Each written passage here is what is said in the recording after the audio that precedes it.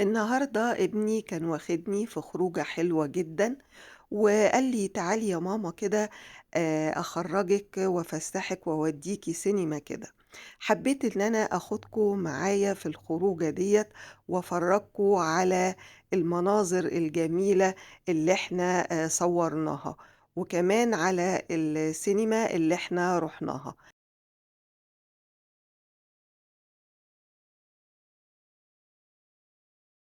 فلبست بقى كده واتشيّكت، وقولوا لي بقى إيه رأيكم في الoutfit بتاعي، وخرجت معاه كده وربنا يحفظه ويخلّيه لي يا رب.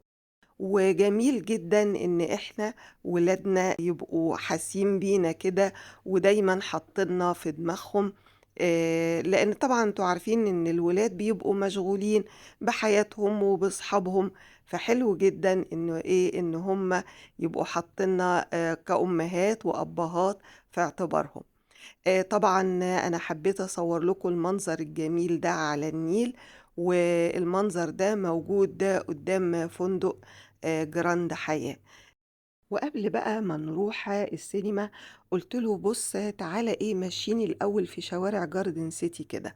أصل أنا باحب أوي شوارع جاردن سيتي يا جماعة، تحس كده إن هي شوارع هادية كده وجميلة وكلّها شجر، والمنطقة بصراحة مُريحة جدًا وكانت هادية جدًا ساعة ما إحنا كنا بنتمشى فيها.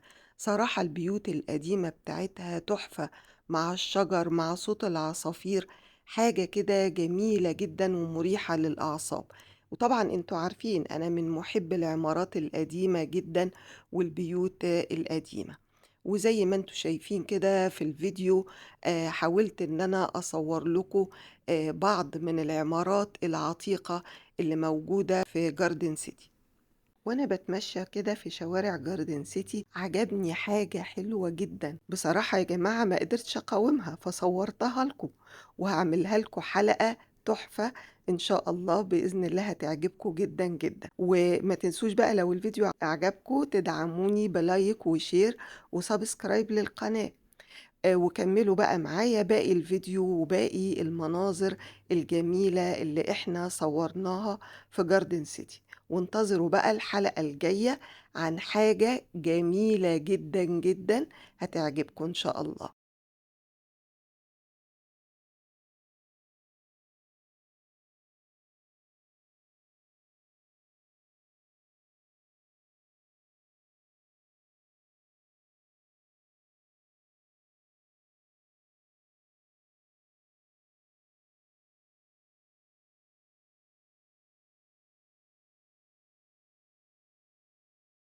بعد كده بقى خلّصنا تمشية في شوارع جاردن سيتي وطلعنا على الفندق فندق جراند حياة.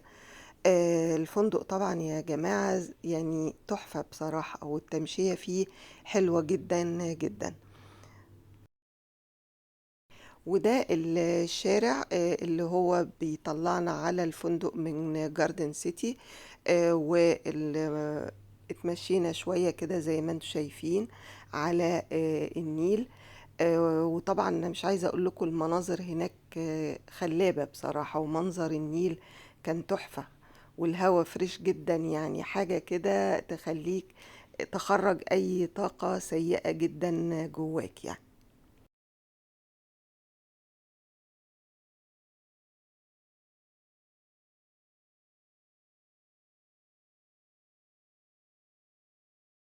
وصلنا بقى هنا السينما، وطبعًا السينما جميلة جدًا يا جماعة ونضيفة جدًا، والنهارده قررنا إن إحنا ندخل فيلم برشامة. الفيلم ده تحفة جدًا، جدًا، مش عايزة أقول لكم قد إيه خطير. حبيت برضه إن إحنا نصور لكم المناظر، يعني قبل ما ندخل السينما، المنظر هنا على النيل خطير، وأنت واقف كده فوق بتصوّر المنظر خطير جدًا، جدًا. ده قبل ما ندخل السينما. أهو حبينا طبعًا إن إحنا نصوّر لكم النيل من فوق والمنظر، بس كان الإزاز مش نضيف بصراحة، فهتلاقوا الصورة منغبشة شوية يعني، لكن المنظر من فوق خطير. طبعًا إحنا عارفين إن منظر النيل ومصر حاجة يعني رائعة، ربنا يحفظ بلدنا. بعد كده خلّصنا السينما واتفرّجنا على الفيلم، وقُلنا بقى إيه، ننزل تحت كده في الفندق نتمشى شوية، ونصوّر لكم برضه شوية مناظر خلّابة كده يا رب تبسطكم.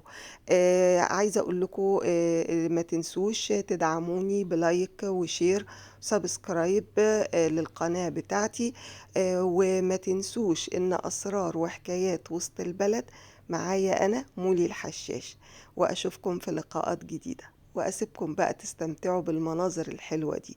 باي باي.